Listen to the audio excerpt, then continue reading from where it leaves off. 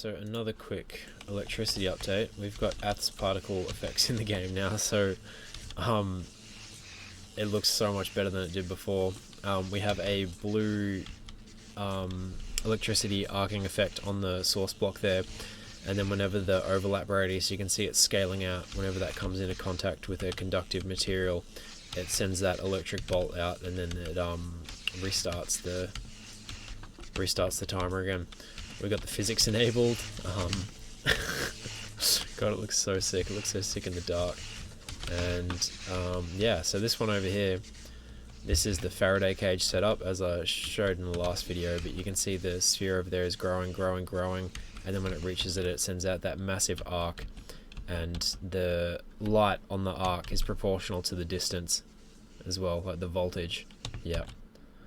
So that's looking really gnarly. Character shocking, I showed that last time. The Tesla coil. It's looking pretty unreal.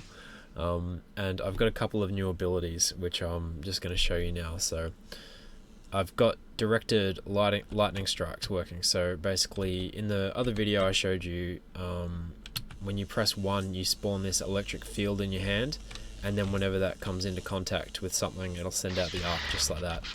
Now that's one way to use it as sort of like a shield, but there's also the way you could charge it in your hand like this, and then press 3 to spawn a negative potential at your reticle, and then when the two come into contact, it sends the arc out.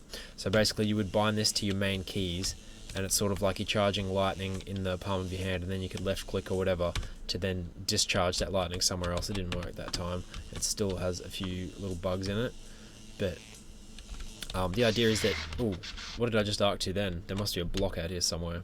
Yeah, that's funny. That's sort of an example of the emergent gameplay. It's like, this is why you build things in systems, because you could use that, you could hide behind that as another player. For example, if you knew your opponent was using lightning, you could hide behind the Faraday cage so that they can't get you with their lightning, for example.